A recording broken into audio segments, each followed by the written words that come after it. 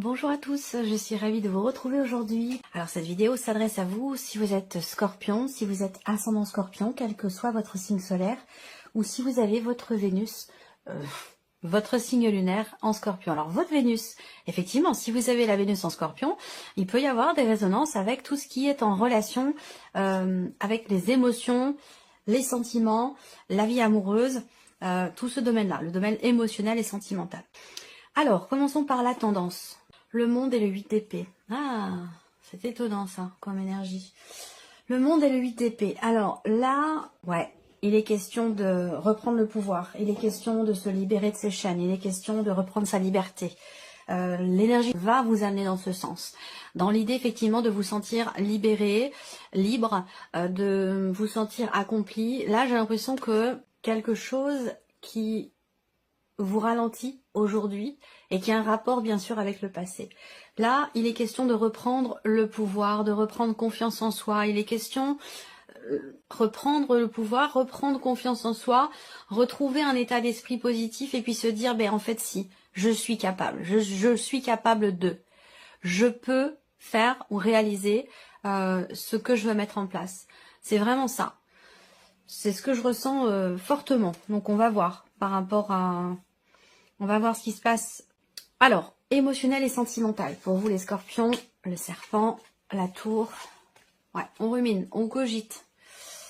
Tension, conflit intérieur, conflit émotionnel, conflit personnel par rapport à un passé. Là, il y a quelque chose qui se passe pas forcément très bien ici. Avec le serpent, je pense que c'est en soi par rapport à soi ici. Je vais avoir une autre lecture après. Mais là, au niveau émotionnel et au niveau de la vie sentimentale, avec le serpent, il y a quelque chose qui est compliqué. Je ris parce que l'expression qui m'est venue, c'est on se fait des nœuds au cerveau. Vous voyez, quelque chose comme ça. On rumine trop, peut-être, quelque chose. Eh bien, c'est une forme de déni, quelque part, ou quelque chose qui n'est pas accepté. On va venir vous titiller sur ce domaine-là, sur ce point-là. Vous faire travailler sur quelque chose que vous refusez d'accepter ou vous refusez de comprendre peut-être aussi, hein, c'est possible. Dans l'optique toujours de s'accomplir soi ou de se libérer de quelque chose. Et je pense que là, ça a un rapport direct avec effectivement quelque chose qui est investi émotionnellement, c'est un rapport avec votre passé sentimental. Là, on voit que pour certains d'entre vous, il est ou il a été question d'une procédure, d'un divorce, d'une séparation, d'une relation qui s'est pas bien passée ou qui s'est pas bien terminée. Ça a été très compliqué. Peut-être que vous êtes encore dans ces énergies-là et que vous pensez, vous croyez, ce n'est pas forcément une réalité, ne pas être capable de vous défaire de cette énergie, de vous en sortir et de passer à autre chose. Pour moi, c'est une perception. Hein. C'est une perception, c'est pas une réalité. Donc là, voilà, c'est compliqué, on réfléchit, on a du mal quand même ici à prendre de la hauteur, à prendre du recul par rapport à une situation qui crée un conflit intérieur, un conflit personnel, une dualité, une contradiction, ça peut être tout ça ici. Hein. Le serpent, c'est aussi... C'est l'énergie quelque part, le serpent de la malhonnêteté, mais la malhonnêteté vient pas toujours de l'extérieur. On peut aussi ne pas forcément toujours être au clair avec soi-même, être honnête avec soi-même, et c'est pour ça qu'on a peut-être ici quelque chose qui va venir vous faire travailler sur une forme de déni ici, dans quelque chose qui est vécu ou dans quelque chose qui est ressenti. Donc c'est pas tant forcément tout négatif, tout positif, c'est juste que là, c'est un mois où il y a vraiment effectivement quelque chose qui est travaillé, où on voit qu'il y a une difficulté ici. Ça peut être une solitude, là. L'autre lecture que je peux avoir, c'est qu'avec la tour, on va parler de célibat, ou on va parler de solitude. Et ça, on voit que là, c'est quelque chose qui n'est pas forcément très très bien vécu ici. Est-ce qu'il n'y a pas l'idée de se dire ici, bah finalement, je veux pas rester seule. Je veux pas être seule. Et je préfère être dans une relation qui peut être basée uniquement sur le charnel, uniquement sur sur ce côté-là, sans pour autant que ce soit constructif. C'est pas grave, je m'en fiche, je préfère ça plutôt que d'être tout seul ou toute seule. Et j'ai l'impression que c'est quelque chose de cet ordre-là ici. Pour certains ou certaines d'entre vous, on regarde avec le tarot. Le 2 de bâton. Là, on voit qu'il y a une complication, une complexité, quelque chose qui vous contrarie, qui est compliqué à vivre ou à gérer et qui vous empêche quelque part, dans une certaine mesure, de vous projeter. de vous projeter dans un après, de vous projeter dans autre chose, de vous projeter tout court. J'ai l'impression que vous êtes plus tourné vers le passé finalement que vers l'avenir, ou simplement à vous concentrer sur ce qui se passe en vous, ou actuellement, ou ce qui se passe dans votre vie, que ce soit émotionnel, dans les ressentis, ou que ce soit vraiment dans ce qui est vécu sur la vie sentimentale. Le 2 de bâton, c'est aussi l'idée d'être dans l'attente ici. Avec le 2 de bâton, en général, on attend. Ça peut être aussi quelque part une forme de passivité ici. On attend, mais il y a quand même des décisions à prendre. Il est temps d'entrer en action, de prendre des décisions par rapport à ce qui vous blesse, qui vous contrarie, par rapport à quelque chose ou quelqu'un qui vous a déçu. Avec le 2 de bâton, en général, c'est qu'il est temps de penser à l'action. Il est temps d'agir. C'est plus le moment trop de la réflexion, mais plutôt c'est le moment de l'action, c'est le moment de prendre des décisions pour prendre une nouvelle direction, pour quelque chose de nouveau, et d'entrer véritablement en action. Le 3 de coupe, bon, bah il y a quand même ici des festivités, il y a quand même des choses qui sont fêtées, il y a quand même ici un entourage qui est présent avec le 3 de coupe. Hein. Ça peut être les amis, ça peut être la famille, ça peut être voilà. Il y a quand même ici peut-être une date importante, un événement important. Il y a quelque chose ici qui est fêté. Il y a quand même une certaine légèreté. Et peut-être trop, j'allais dire. Peut-être que c'est ça aussi, hein, pour certains ou certaines d'entre vous, où on est dans la légèreté. Pour ne pas être seul, pour ne pas se sentir seul. Donc ça, c'est quelque chose, je pense, qui va être effectivement réfléchi, travaillé, remis en question. Même si à certains moments, on n'a pas envie d'y penser à tout ça. On a simplement envie de s'amuser, de prendre du bon temps, sans se poser de questions, sans planifier. Sauf que là, il y a quand même quelque chose qui va vous amener à vous poser des questions par rapport à ça. Parce que finalement, cette situation ici, j'ai l'impression que c'est quand même quelque chose qui n'est pas forcément choisi, voulu, véritablement. Ou en tout cas épanouissant. Et on a le 9 de bâton, effectivement, là. Il y a des choses à faire. Il y a des choses à faire, il y a des actions à entreprendre pour sortir de ce cycle, de ce cercle infernal, de cette énergie, de cette situation ici. Il y a des actions à entreprendre pour se sentir bien et pour se sentir mieux. Parce qu'on voit qu'ici, dans un conflit intérieur personnel, ou dans le fait d'être simplement axé sur le côté charnel d'une relation, pour ne pas être seul, eh bien ici, avec le 9 de bâton, bah, on voit que ça puise quand même dans vos énergies. Là, je sais pas, j'ai comme l'impression ce que je ressens, c'est quelqu'un qui se donne à 200%, ou même à 100%, ou même à 50%. Après tout, c'est pas trop l'intensité avec laquelle on se donne, mais j'ai l'impression que là, je sens de l'énergie qui est gaspillée quelque part, un petit peu, quelque chose comme ça. Alors, bon, de toute façon, cette partie-là sera développée. Hein. Alors, c'est intéressant parce que le 9 de bâton, c'est quand même l'idée d'avoir besoin de se préserver, de se protéger, de protéger quelque chose, de se préserver soi-même pour être bien, pour se sentir mieux. Là, j'ai l'impression que vous pensez ne pas pouvoir vous défaire de cette situation, de ce qui est compliqué là, que ce soit dans le cas d'un divorce, d'une séparation qui se passe pas bien ou autre. Hein. J'ai l'impression qu'il est quand même question pour vous de poser des limites quelque part, de poser des barrières, de poser des limites pour vous préserver, pour prendre soin de vous, pour ne pas... Il y a quelque chose qui est très énergivore ici, je trouve, dans ce tirage pour vous, au niveau émotionnel, au niveau de la vie sentimentale. Je ne sais pas si c'est vous qui cramez votre énergie comme ça gratuitement, ou si c'est un environnement, une difficulté, une pénibilité dans ce qui est vécu, dans ce qui est traversé, qui pompe toute votre énergie. Voilà. Donc, bon, le 3 de coupe, c'est quand même l'idée aussi. Là, c'est intéressant, parce que se préserver d'une situation conflictuelle, se préserver, se protéger aussi, quelque part... de personnes qui peuvent être là plus par intérêt que par sincérité, sans préserver, c'est quelque chose qui vous fera du bien. Et entreprendre des actions qui vont dans ce sens, ça vous permettra aussi de prendre conscience que, eh bien, le fait d'avoir agi, le fait d'avoir pris des décisions, d'être entré en action pour vous-même, pour votre bien-être, ça vous permettra aussi de vous rendre compte que vous allez dans quelque chose de meilleur, dans quelque chose de mieux pour vous. Alors, on regarde maintenant la vie active et professionnelle, ici. Alors, ok, changement radical, hein, ici, changement radical pour beaucoup d'entre vous. Il y a effectivement un changement radical qui est tout à fait réjouissant pour le coup. Là, dans le travail, on voit que l'énergie quand même du cercueil qui est au centre, bah, c'est quand même l'énergie de la transformation, d'une situation, de quelque chose qui prend fin, qui va laisser place à autre chose. Donc là, il y a un changement qui est en cours, il y a une situation qui change fondamentalement et vous allez vers, ici, avec le bouquet, un épanouissement, un bien-être. Donc là, ça peut être une reconversion professionnelle ici. Hein. Ça peut être une reconversion professionnelle, soit il en est question concrètement, soit c'est quelque chose auquel vous commencez à réfléchir, auquel un projet que vous avez, vous y pensez, ou alors c'est concret pour vous, ça dépend de votre évolution par rapport à ces énergies-là. Est-ce que vous êtes dedans vraiment concrètement ou est-ce que c'est simplement encore qu'une idée?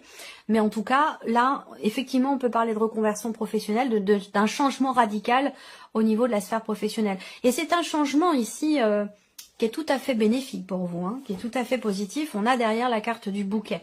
On n'a pas le mont, on n'a pas les souris, on n'a pas le fouet, on n'a pas de cartes qui peuvent indiquer que ici il y a un changement qui est peut-être risqué ou en tout cas qui n'est pas forcément positif. Même si dans la lecture du Lenormand, avec le cercueil, ça peut représenter un changement négatif. Mais pour moi, ce n'est pas le cas puisqu'on a le bouquet à côté. Donc pour moi, j'ai un changement qui est positif, un changement qui peut être surprenant, une reconversion, comme je vous l'ai dit, une reconversion professionnelle. Mais pour moi, voilà, c'est ce bouquet qui est important. C'est ce bouquet qui est important qui m'indique bien que ce changement n'est pas négatif. Bien au contraire.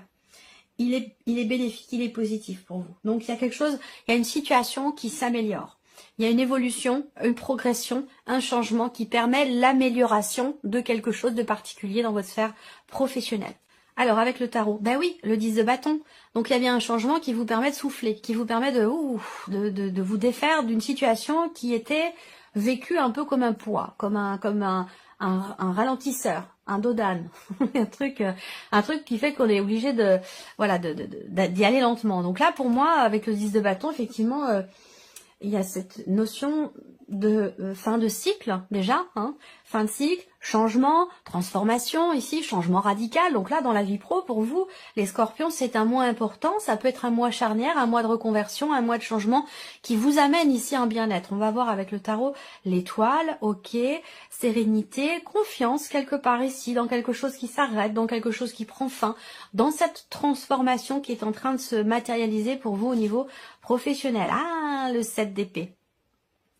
Ok, 7 d'épée, 8 d'épée, je pense que c'est un rapport avec l'idée de reprendre sa liberté, comme je vous l'ai dit, de reprendre les choses en main, prendre sa vie en main, croire en soi, avoir confiance en soi dans quelque chose qui est en train de changer. Et il y a quand même ici l'énergie de l'étoile, mais accompagné ici du 7 d'épée, il peut y avoir à certains moments une fragilité dans cette notion de confiance. Confiance en l'avenir ou confiance en soi, dans ce que l'on est en train d'entreprendre par rapport à des projets.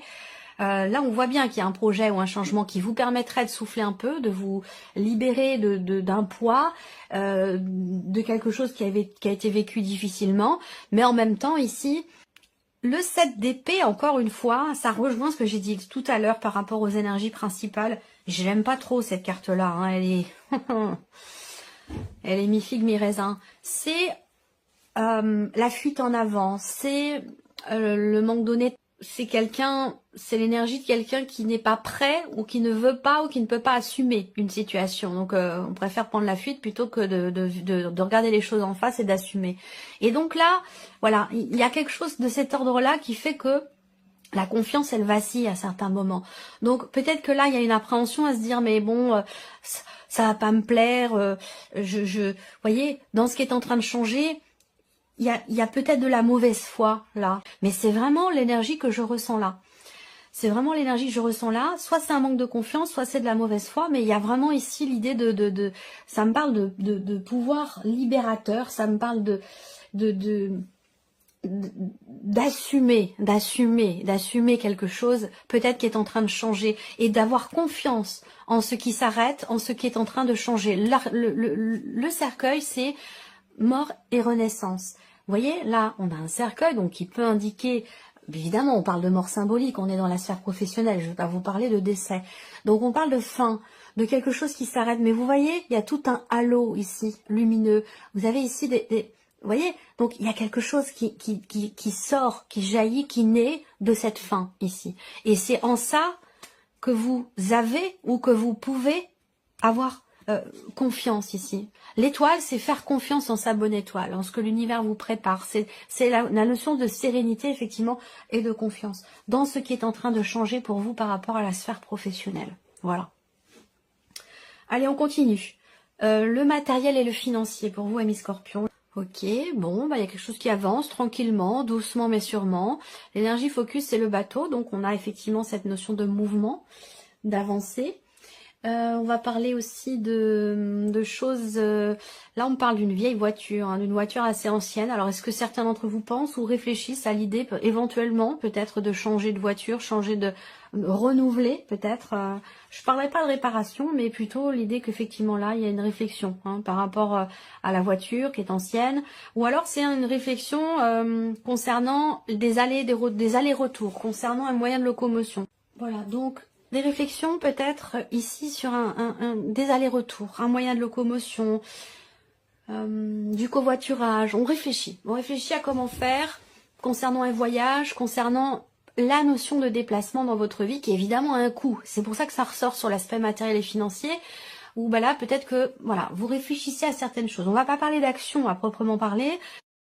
Alors, blocage, mais encore une fois, et ça rejoint ce que j'ai dit tout à l'heure, le pendu, c'est une énergie qui vous invite à voir le problème ou le blocage en question d'une autre manière, sous un autre angle, d'une façon différente ici. Donc effectivement, on parle bien ici de faire appel finalement à sa raison. Il y a l'idée d'une certaine sagesse dans ce qui est peut-être décidé, ou en tout cas, surtout dans ce qui est réfléchi. Je pense que là, on est plus dans la réflexion.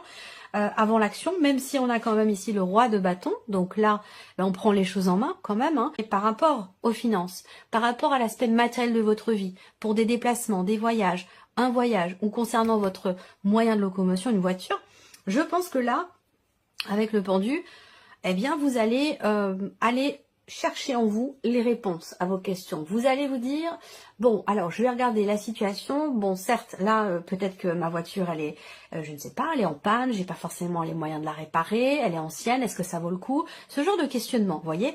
Donc là, ça peut être autre chose, hein, mais c'est un exemple, c'est ce qui me vient en tout cas. Et donc avec le pendu, ici, je pense qu'il y a cette idée de regarder la situation, le problème sous un autre angle, et vous allez par la même occasion, avoir des réponses différentes.